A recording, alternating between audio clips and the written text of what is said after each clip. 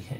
भील जनजाति के प्रमुख नृत्यों को अगर हम पढ़ें तो इसमें महत्वपूर्ण है गेर, गौरी या राई नृत्य, नेजा नृत्य, द्विचक्री नृत्य जिसे द्विचक्की नृत्य भी कहते हैं, युद्ध नृत्य, घूमरा नृत्य, गोरी नृत्य और हाथीमना नृत्य। इन नृत्यों को हम एक एक कर पढ़ते हैं और डिटेल से हम बात करते हैं ताकि हमारी प्रतियोगी परीक्षाओं में पूछे जाने पर हम उन्हें याद रखें। प्राय क्वेश्चन में हमें ये याद होना जरूरी है कि कौन सा नृत्य भीलों का है, कौन सा मीनाओं का है, कौन सा गरासियों का है, कौन सा शहरियों का है। यानी इन्हें पढ़ने से पहले हमें ये नाम याद रहने चाहिए जो नृत्यों के पूछा जाता है। गौरी नृत्य किसका लोक नृत्य है, नेजा नृत्य किसका लोक नृत्य है, या हाथीमना किसका लोक नृत्य है, तब हमें दिक्कत होती है। तो सबसे पहले नृत्यों के नाम याद होने चाहिए और उसके बाद हमें इनके प्रमुख नृत्यों की विशेषताएं याद होनी चाहिए। ये नृत्य मेवाड़ और बाड़मेर में महत्वपूर्ण रूप से होता है। बाड़मेर में कनाना गांव जो है, कनाना गांव इस चीज के लिए प्रसिद्ध है। मेवाड़ में डूंगरपुर, बांसवाड़ा और उदयपुर तो आता ही है। साथ में अगर हम यहाँ कहें भीलवाड़ा में जो है घूमर गेर नृत्य बहुत ही प्रसिद्ध है। घूमर गेर नृत्य बहुत ही प्रसिद्ध है। मेवाड़ हो या बाड़मेर हो, स्पेशली इसे सफेद धोती, मेवाड़ में इसे सफेद धोती प्लस सफेद अंगरखी पहनकर किया जाता है। सफेद धोती और सफेद अंगरखी पहनकर किया जाता है और सिर पर लाल केसरिया पगड़ी होती है। सिर पर लाल केसरिया पगड़ी होती है। तो मेवाड़ में से सफेद धोती, सफेद अंगरखी और लाल केसरिया पगड़ी के साथ किया जाता है। बाड़मेर में जब इस नृत्य को किया जाता है तो बाड़मेर में पुरुष सफेद आंगी पहनते हैं। सफेद आंगी होती है जो एक प्रकार से लॉन्ग फ्रॉक, लंबी फ्रॉक होती है, लंबी फ्रॉक होती है। दूसरी चीज, कमर में वो चमड़े का पट्टा, कमर में चमड़े का पट्टा पहनते हैं और इसी पट्टे के साथ वो एक तलवार बांध कर रखते हैं। इसी पट्टे के साथ वो एक तलवार बांध कर रखते हैं। तो बाड़मेर में सफेद आंगी यानी कि एक सफेद लंबी फ्रॉक नुमा ऊपरी वस्त्र पहनते हैं, कमर में चमड़े का पट्टा होता है और साथ में तलवार बंधी रहती है। तो भीलों का गेर त्योहार फागुन या होली के अवसर पर भील पुरुषों के द्वारा किया जाता है और जो इस नृत्य को करने वाले हैं उन्हें क्या कहते हैं, नृत्यकार को गेरिये कहते हैं। ये ढोल, थाली और बांकिया नामक वाद्य यंत्र के साथ किया जाता है। गौरी या राई नृत्य, गौरी या राई नृत्य की बात करें तो ये पुरुषों के द्वारा मुखोटा पहनकर किया जाता है। पुरुषों के द्वारा ये मुखोटा पहनकर किया जाता है। गौरी या राई को मेरू नाट्य भी कहते हैं। गौरी या राई नृत्य को मेरू नाट्य भी कहते हैं। इसका जो प्रमुख पात्र है, इसका जो प्रमुख पात्र है भगवान शिव जी हैं और शिव जी को यहाँ पुरिया कहा जाता है। शिव जी को क्या कहा जाता है, पुरिया कहा जाता है। शिव जी को क्या कहा जाता है, पुरिया कहा जाता है। और गोरी या पार्वती के नाम पर, गोरी या पार्वती के नाम पर हम इसे क्या कहते हैं, गौरी कहते हैं। क्या कहते हैं इसे, गोरी या पार्वती के नाम पर हम इसे क्या कहते हैं, गौरी कहते हैं। ये राखी के अगले दिन अर्थात श्रावण पूर्णिमा, श्रावण पूर्णिमा के एक दिन बाद से स्टार्ट होता है और 40 दिनों तक यानी लगभग 1.25 महीना तक चलता है। राखी के अगले दिन से ये स्टार्ट होता है और पूरे सावन और भादो माह यानी श्रावण और भादो माह तक में ये मुख्य रूप से नृत्य का आयोजन होता है। पुरुष इसे मुखोटा पहनकर करते हैं। इसे मेरू नाट्य भी कहा जाता है। इसका प्रमुख पात्र शिव जी है। इसमें शिव जी को पुरिया कहा जाता है और इस नृत्य का नाम गौरी, गोरी या पार्वती के नाम पर ही रखा गया है। श्रावण पूर्णिमा के अगले दिन यानी राखी के अगले दिन इस नृत्य को किया जाता है। प्रारंभ किया जाता है तो 40 दिन या 1.25 महीने तक चलता है। कथा का आधार शिव भस्मासुर होते हैं जिन्हें हम राई बुढ़िया कहते हैं, जिन्हें हम राई बुढ़िया कहते हैं, इसी के कारण इस नृत्य का नाम क्या है, राई नृत्य भी है। इस नृत्य के जो मुख्य पात्र हैं, एक तो जो मुख्य पात्र हैं, एक तो मोहिनी है, दूसरा असली पार्वती है,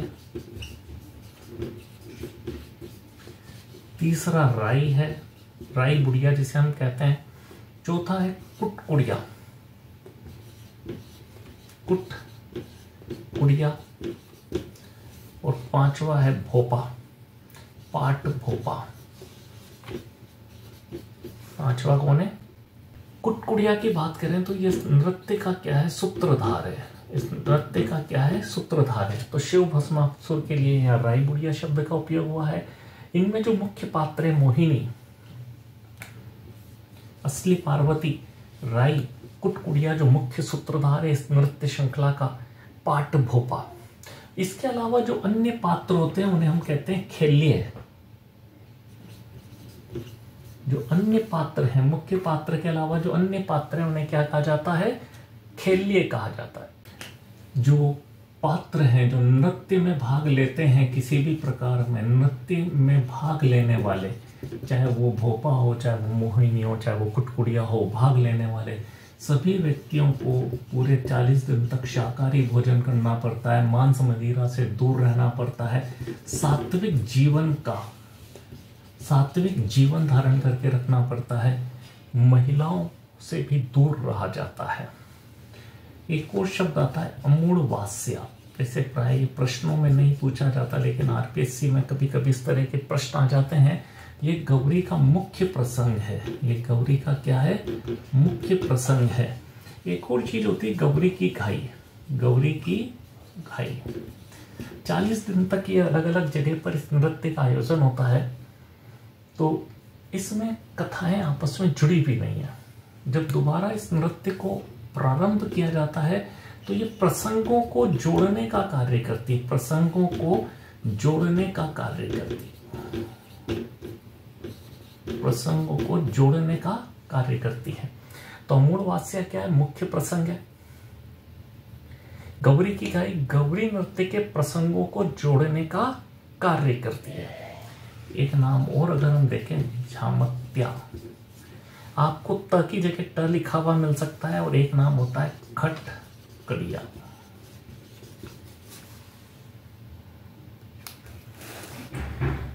झामट्या क्या करता है, लोक भाषा में कविता पढ़ता है। लोक भाषा में कविता पढ़ता है। झामट्या क्या करता है, लोक भाषा में कविता पढ़ता है। और खटकड़िया इसको दोहराता है। खटकड़िया क्या करता है, इसको दोहराता है। खटकड़िया झामट्या द्वारा गाई जाने वाली लोक भाषा की कविता को दोहराता है। अगर हम गौरी की बात करें तो इसी को हम राई नृत्य कहते हैं। पुरुषों के द्वारा मुखोटा पहनकर किया जाने वाला नृत्य है। इसे मेरू नाट्य के नाम से जाना जाता है। इस कथा का मुख्य पात्र भगवान शिव जी हैं, जिन्हें पुरिया के नाम से जाना जाता है। ये शिव भस्मासुर की कथा पर आधारित है, इसलिए इसे राई बुढ़िया भी कहते हैं। इसीलिए गौरी का दूसरा नाम राई है। पार्वती या गौरी के नाम पर इस नृत्य को गौरी कहा गया है। इसमें जो सूत्रधार है वो है कुटकुड़िया। इसके मुख्य 5 पात्र होते हैं, जिन्हें मोहिनी, वास्तविक पार्वती, राइया, कुटकुड़िया और पाट भोपा कहते हैं। और इसके अलावा जो अन्य पात्र होते हैं उन्हें खेल्य कहते हैं। ये नृत्य त्रिशूल गाड़कर उसके चारों ओर किया जाता है पुरुषों के द्वारा। और इसमें जो मुख्य वाद्य यंत्र है वो है मांदल और थाली। इस गौरी नृत्य के जो मुख्य वाद्य यंत्र हैं वो है मांदल और थाली।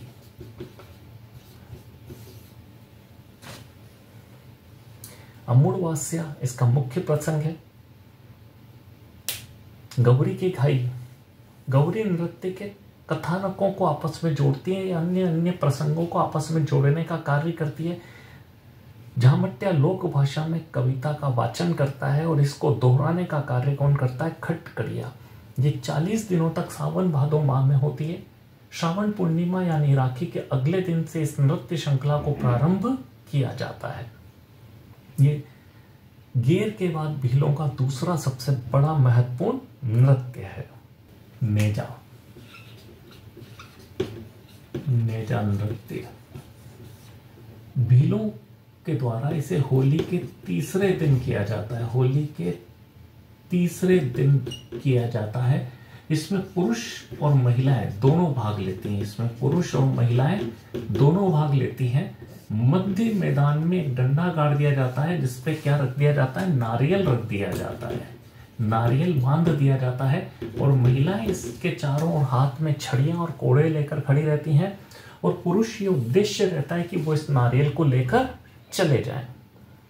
तो मुख्य रूप से नेजा कब किया जाता है, होली के तीसरे दिन।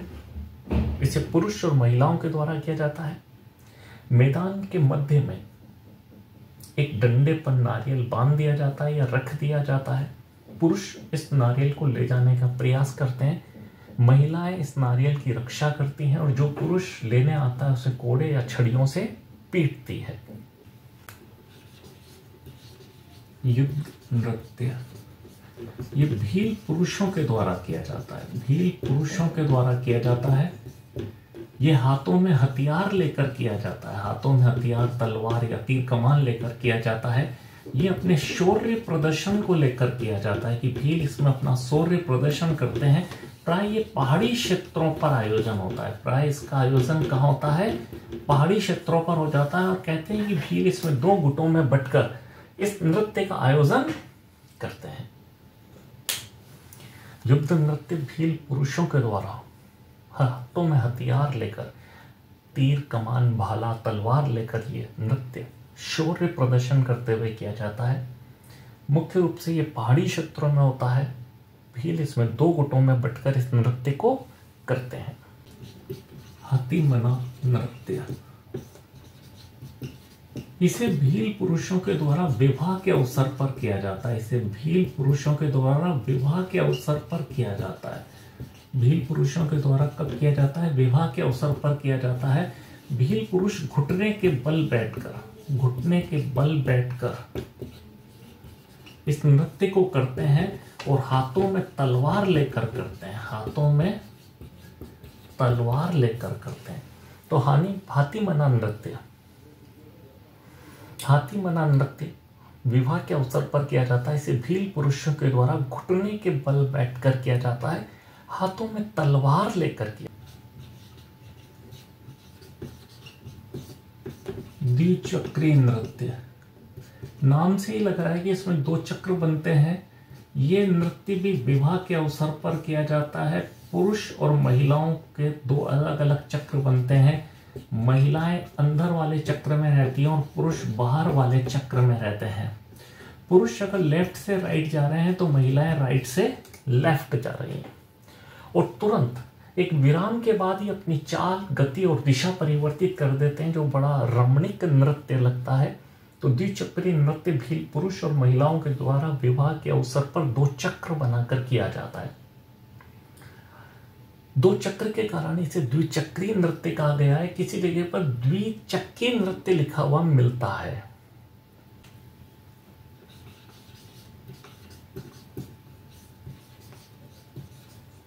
घूमरा नृत्य भील महिलाओं के द्वारा किया जाता है। इस नृत्य को भील महिलाओं के द्वारा किया जाता है।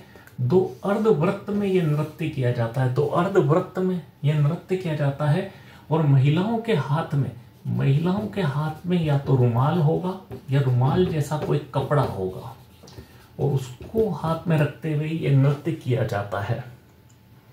घूमरा नृत्य भील महिलाओं के द्वारा दो अर्धवृत्त में किया जाता है। दो अर्धवृत्त में किया जाता है।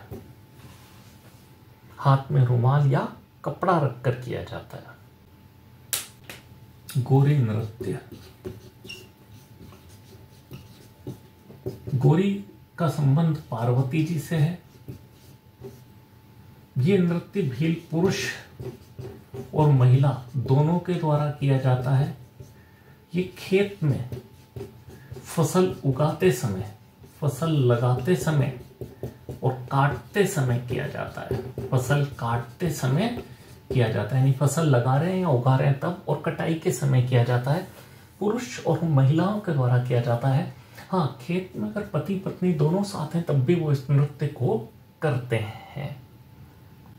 ये रमणी नृत्य प्राय कहीं बहुत ज़्यादा देखने को मिलता नहीं है। एक दो जगह हमने कहीं से पढ़ा भी है कि भीलों के द्वारा रमणी नृत्य किया जाता है। अगर कुछ इस तरह का कोई प्रश्न आ जाए कि रमणी नृत्य किसका है, तो ये भील जनजाति का नृत्य है।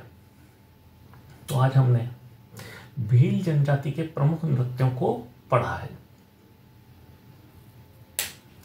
भील जनजाति के जो महत्वपूर्ण नृत्य हैं वो गेर नृत्य, गौरी या राई नृत्य, युद्ध नृत्य, द्विचक्री नृत्य, घूमरा नृत्य, नेजा नृत्य, गोरे नृत्य, हाथीमना नृत्य और रमणी नृत्य को पढ़ा है।